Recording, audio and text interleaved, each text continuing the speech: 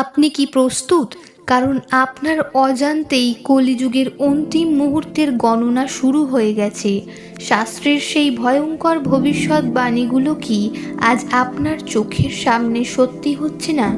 আজ থেকে ৫,০০০ বছর আগে যা লেখা হয়েছিল তা আজ অক্ষরে অক্ষরে মিলে যাচ্ছে। তৈরি হন, কারণ আপনি মহাপ্রলয়ের সাক্ষী হতে চলেছেন। হিন্দু শাস্ত্র অনুযায়ী মহাবিশ্বের সময়কাল ৪টি যুগে বিভক্ত: সত্য, ত্রেতা, দাপর এবং কলি।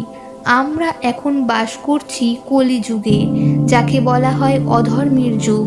কিন্তু আপনি কি জানেন, কলিযুগের পরমায়ু ৪,৩২,০০০ বছর হলেও মানুষের পাপের ভারে এই যুগের অন্তিম সময় এগিয়ে এসেছে।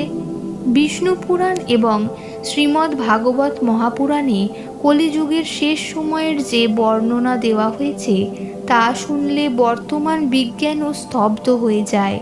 শাস্ত্রে বলা হয়েছে, কলিযুগ যত শেষ হবে, মানুষের দেহ এবং মন তত সংকুচিত হবে।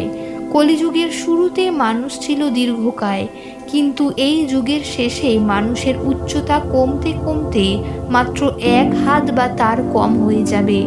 মানুষ বামনের মতো রূপ ধারণ করবে। প্রাকৃতিক নিয়ম উল্টে যাবে। মাত্র ৫ থেকে ৬ বছর বয়সেই কন্যারা গর্ভবতী হবে এবং সন্তান জন্ম দেবে। মানুষের আয়ু কমতে কমতে ১২ থেকে ২০ বছরে নেমে আসবে। অর্থাৎ ২০ বছর বয়সেই একজন মানুষ বৃদ্ধ হয়ে মৃত্যুবরণ করবে। কলিযুগের শেষে মানুষের সম্পর্কের কোনো মূল্য থাকবে না। বাবা মায়ের সাথে সন্তানের সম্পর্ক হবে কেবল স্বার্থের। বৃদ্ধ বাবা মাকে পথে ছুঁড়ে ফেলে দেওয়া হবে। বিবাহ হবে একটি সাময়িক চুক্তি মাত্র। কেবল শারীরিক আকর্ষণের ওপর ভিত্তি করে নারী পুরুষের সম্পর্ক গড়ে উঠবে এবং সামান্য কারণেই তা ভেঙে যাবে। মানুষ একে অপরকে বিশ্বাস করা বন্ধ করে দেবে। বন্ধু বন্ধুকে হত্যা করবে সামান্য অর্থের লোভে। বর্তমান জলবায়ু পরিবর্তন কি শাস্ত্রে লেখা সেই সংকেত? শাস্ত্র বলছে, পৃথিবী থেকে শস্যের গুণাগুণ হারিয়ে যাবে। মাটিতে বীজ বপন করলেও গাছ হবে না। গরু দুধ দেওয়া বন্ধ করে দেবে। গরুর আকার ছাগলের মতো ছোট হয়ে যাবে। আকাশ থেকে বৃষ্টি পড়বে না। চারিদিকে খরা দেখা দেবে। আবার কখনো এমন মুষলধারে বৃষ্টি হবে যে জনপদ ভেসে যাবে। খাবারের জন্য হাহাকার এতটাই বাড়বে যে মানুষ বনের লতাপাতা, এমনকি মানুষের মাংস পর্যন্ত খেতে বাধ্য হবে। ক্ষুধার জ্বালায় মা তার নিজের সন্তানকেও ভক্ষণ করতে পারে, এমন ভয়ঙ্কর বর্ণনা দেওয়া আছে শাস্ত্রে। কলিযুগের শেষ সময়ের সবচেয়ে বড় লক্ষণ হলো ভণ্ডামি। যারা অধর্মী তারা গেরুয়া বস্ত্র পরে নিজেদের সাধু বলে পরিচয় দেবে। ধর্মের নামে চলবে ব্যবসার রমরমা। মন্দিরে পবিত্রতা থাকবে না। মানুষ কেবল সামাজিক মর্যাদা দেখানোর জন্য পূজা পার্বণ করবে। যারা প্রকৃত ধার্মিক, সমাজ তাদের পাগল বলে উপহাস করবে। চুরি, ডাকাতি এবং মিথ্যে কথা বলাটাই হবে সমাজের প্রধান যোগ্যতা। কল্কি অবতারের দিব্য আবির্ভাব। যখন পৃথিবীর পাপের ভার অসহ্য হয়ে উঠবে, যখন পৃথিবী দেবী ধরিত্রী ভগবানের কাছে রক্ষার জন্য প্রার্থনা করবেন, তখন সম্বল গ্রামে, যা বর্তমান উত্তরপ্রদেশের অবস্থিত, বিষ্ণুযশা নামক এক ব্রাহ্মণ পরিবারে ভগবান বিষ্ণুর অন্তিম অবতার কল্কি আবির্ভূত হবেন। তিনি হবেন অসম্ভব উজ্জ্বল এবং তেজোদ্দীপ্ত। তার গায়ের রং হবে মেঘের মতো, কিন্তু তেজ হবে সূর্যের মতো। মহাদেব তাকে একটি উড়ন্ত শ্বেতস্য দান করবেন, যার নাম দেবদত্ত।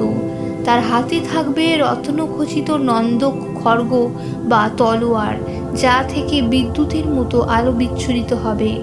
আপনি কি জানেন, কল্কি অবতারের গুরু কে হবেন? অমর ঋষি পরশুরাম। তিনি মহেন্দ্র পর্বতে কল্কি অবতারের প্রতীক্ষায় আছেন। কল্কি সেখানে গিয়ে তার কাছে দিব্য অস্ত্র শিক্ষা গ্রহণ করবেন এবং যুদ্ধের জন্য নিজেকে প্রস্তুত করবেন। কল্কি অবতার যখন তার সাদা ঘোড়ায় চড়ে তলোয়ার হাতে বেরোবেন, তখন চারিদিকে কেবল হাহাকার শোনা যাবে। তিনি কোনো সাধারণ যুদ্ধ করবেন না, তিনি পৃথিবীর সমস্ত দুর্নীতিবাজ রাজা, অপরাধী এবং ধর্মের ছদ্মবেশে থাকা অসুরদের বিনাশ করবেন। শাস্ত্রমতে কল্কি যখন তলোয়ার চালাবেন তখন পাপীদের রক্তে নদী বয়ে যাবে। এটি হবে পৃথিবীর ইতিহাসের সবচেয়ে বড় শুদ্ধিকরণ। কল্কি অবতারের যুদ্ধের পর পৃথিবী এক চরম প্রলয়ের সম্মুখীন হবে। সূর্য তার 12টি রূপ নিয়ে উদিত হবে, যা পৃথিবীর অবশিষ্ট আবর্জনাকে পুড়িয়ে ছাই করে দেবে। এরপর হবে মুষলধারে বৃষ্টি, যা সেই ছাই ধুয়ে পৃথিবীকে আবার পবিত্র করবে। এই প্রলয়ই হবে কলিযুগের শেষ সীমানা। ভাবছেন তো এগুলো সব গল্প? একবার তাকিয়ে দেখুন বর্তমান সমাজের দিকে। ভাইয়ে ভাইয়ে রক্তারক্তি, কন্যাদের ওপর পাশবিক অত্যাচার, প্রকৃতিতে অকাল দুর্যোগ, এগুলো কি সেই মহাপ্রলয়ের শুরুকে ইঙ্গিত করে না? সময় থাকতে নিজেকে বদলান, ধর্মের পথে চলুন, কারণ যখন কল্কির তলোয়ার গর্জে উঠবে তখন আর ফেরার পথ থাকবে না।